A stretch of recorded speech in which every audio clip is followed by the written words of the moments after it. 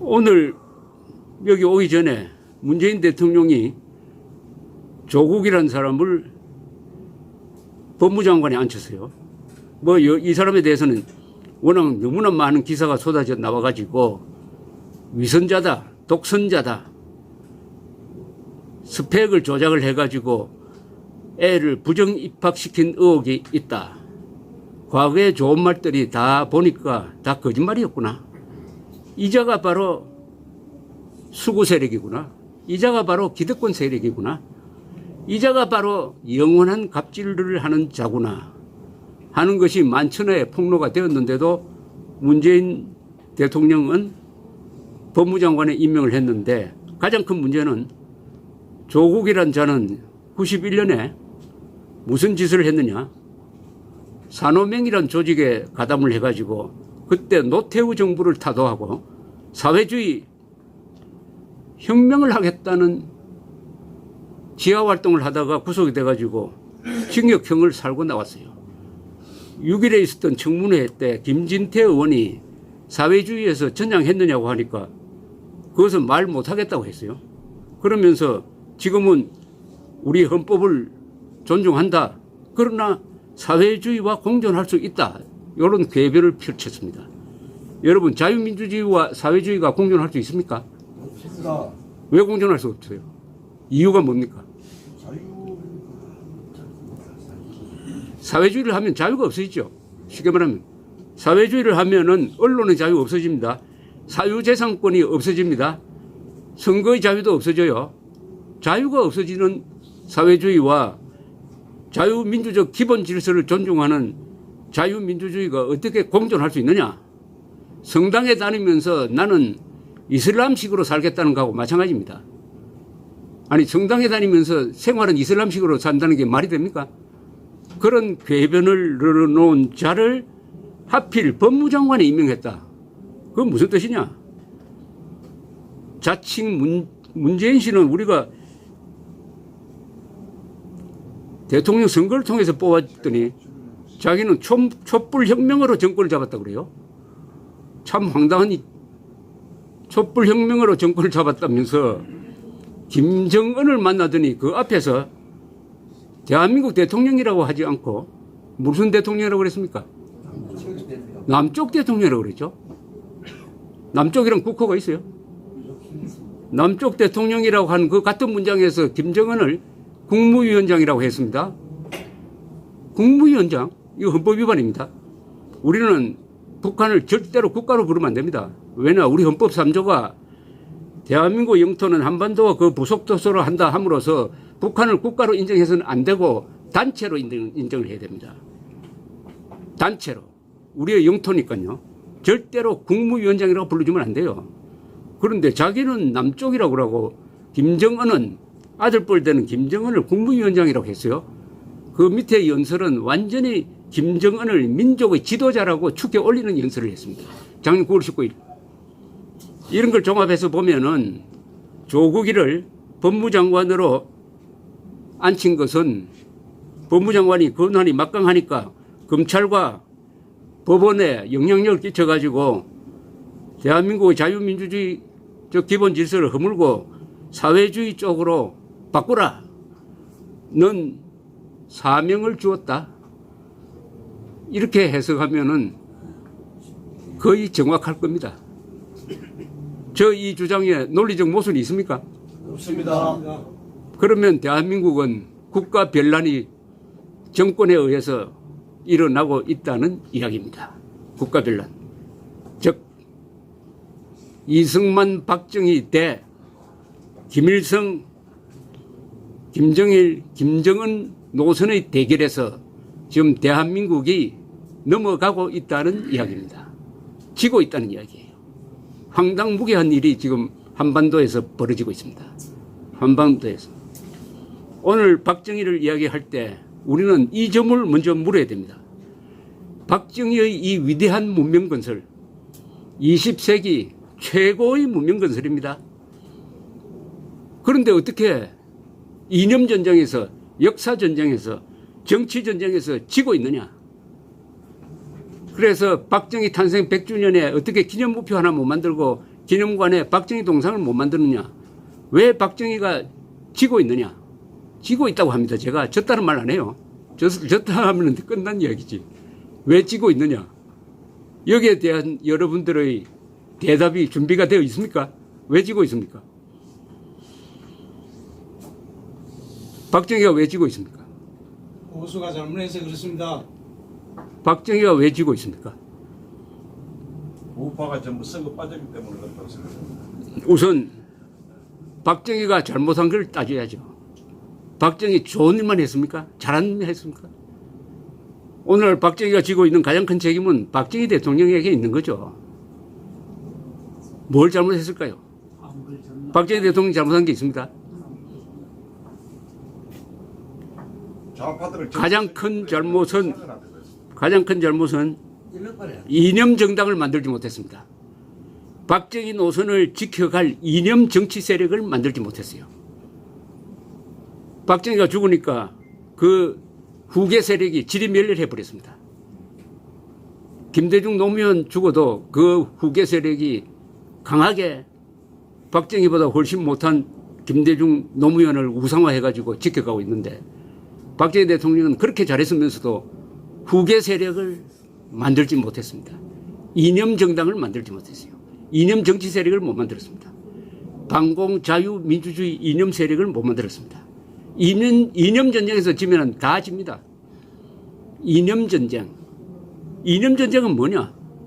이론의 전쟁이고 역사관의 전쟁이고 사상 투쟁입니다. 여기서 졌습니다. 왜 졌느냐? 바로 아까 말씀드린 민족을 앞세운 좌익들의 공세에 박정희 대통령은 그걸 무시를 했지만은 그 후배들이 무너지고 말았습니다. 민족주의 공세에 넘어가고 말았습니다. 가짜 민족주의입니다. 그런데 요사이 아주 바람직한 현상이 하나 있어요. 이영훈 교수라는 서울대학교의 경제사를 전공하는 분이 반일 종족주의라는 책을 냈습니다. 반일 종족주의. 요게 아주 좋은 단어입니다. 즉 한국의 좌익들 그리고 북한에서 말하는 그 민족주의가 아니고 내셔널리즘이 아니고 이것은 종족주의다. 트라이벌리즘이다. 인종주의다. 레이시즘이다. 이것은 우리 문명세계에서 아주 타기해 침을 뱉어야 되는 그런 저질 선동이다. 반일 종족주의라는 책을 통해서 한국에서 이제 아마 제대로 된 사상투쟁이 한번 일어날 기미를 보이고 있습니다. 그럼에도 불구하고 현실적으로는 오늘 조국이 그런 자리에 앉힐 수 있을 정도로 한국의 좌익 세력들이 간이 배 밖에 나왔다.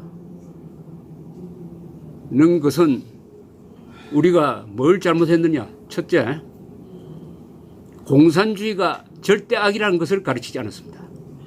여러분, 공산주의는 절대 악이니까 공산주의는 바퀴벌레처럼 취급해야 된다. 공산주의자는 콜레라와 같다. 인간은 콜레라와 같이 살 수 없다. 이렇게 교육을 했습니까? 못했습니다. 여러분 교육 안 했잖아요. 왜 안 했습니까? 그렇게 가르쳐서 해야 되는데 왜 안 했습니까? 이승만 대통령이 일찍이 공산주의자는 호열자와 같다. 인간은 호열자와 같이 살 수 없다. 라고 이야기를 했습니다. 절대 악이다. 인류 역사상 공산주의만큼 사람을 많이 죽인 정치 이념이 없습니다. 왜 안 했습니까? 왜 안 했죠? 한번 여기에 질문을 스스로 한번 답을 한번 해보십시오. 왜 공산주의가 악이라는 교육을 안 했습니까? 왜 그런 교육을 하는 사람이 없었습니까? 여기에 박정희의 실수가 있습니다. 왜 안 했습니까? 답을 하나 제가 내볼까요? 내가 공산주의하고 안 싸워도 다른 사람이 싸워준다. 다른 사람이 싸워준다. 그 다른 사람이 누구냐? 바로 미국이다. 주한미군이다. 한미동맹이다. 한미동맹 주한미군이 있으니까 내가 공산당 안 잡아도 주한미군이 든든하게 이 나라의 안보를 지켜주니까 나는 공산당하고 싸운다고 해서 남으로부터 욕먹기 싫다. 내 손에 피 묻히기 싫다. 이렇게 된 거 아닙니까? 왜 공산당이 악이라고 가르치지 않았냐 하면은 한미동맹이 있기 때문입니다. 한미동맹에 의존하기 때문입니다. 이게 대한민국 국민들의 정신을 망가뜨리기 시작했습니다. 한미동맹 좋죠. 한미동맹이 좋은 역할을 한 게 80이라면은 부정적 역할을 한 게 20%가 됩니다. 그 부정적인 역할은 주로 어느 쪽이나 한국 사람들의 정신을 망가뜨렸어요. 자주국방 의지를 파먹어버렸습니다. 자주국방 의지를 없애버렸어요. 미군에 의존하다가. 그렇지 않습니까? 제 말 어떻게 생각하십니까? 기분 나쁘죠? 저 말 들으시면 기분 나쁘죠? 우리 한국의 보수 우파라는 세력이 그동안에 살아온 방식을 보면은 살찐 돼지처럼 산 거 아닙니까? 맞습니다. 김일성, 김정일, 김정은은 야윈 늑대처럼 살았고 자주국방 신경 안 쓰고 간첩이 어디 있느냐? 이런 소리 하면서 간첩들을 하고 친구가 되어가지고 놀다가 북한은 핵무장하고 남한에서는 정권을 잡고 그래도 아직 미국이 뭘 좀 해주겠지. 북한이 핵을 개발해도 미국이 가만히 있겠느냐? 심지어는 김정은이가 설마 속였나? 이런 이야기 하면서 여기 다른 데도 아니고 여기 경북에서 사들을 배치한다고 하면은 반대하는 사람들이 그게 어디 저 호남 사람입니까? 여기 경북 사람 아닙니까? 이게 바로 박정희의 실패, 보수의 실패입니다. 이런 일이 이스라엘에서 일어나겠습니까? 이스라엘. 우리는 이스라엘처럼 살아야 될 나라입니다. 주변이 다 핵무장한 강대국 사이에 있는데 우리는 이스라엘처럼 독하게 살아야 될 나라인데 저 남태평양에 있는 어느 나라처럼 살고 있어요. 왜냐? 한미동맹 때문입니다. 한미동맹에 의존하다가 노예근성, 웰빙에 집착하는 그러다가 결국은 김대중 노무현 정권 이어서 문재인 정권을 등장시키고 아직도 조국 같은 위선자를 법무장관으로 임명하는 걸 찬성하는 여론이 30% 넘어요. 30% 넘습니다. 이러면은 이런 나라는 한번 망해봐야 한다. 한국 사람은 죽어봐야 죽는 줄 안다고 합니다.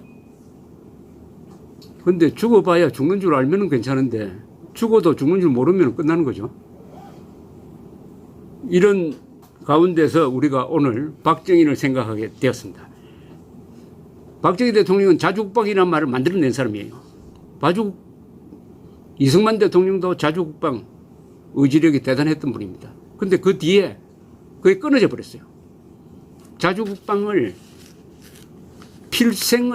필생의 화두로 여기는 지도자도 없고 지도자가 없으니까 국민은 그냥 편한 대로 살겠다 하다가 보니까 자주국방 의지가 실종되고 자주국방 의지가 실종이 되니까 공산주의자와 싸워야 될 이유도 없어지고 간첩하고 친하게 지내고 그 사이에 간첩 반역자 좌익들은 나는 진보 세력이다. 나는 평화 세력이다.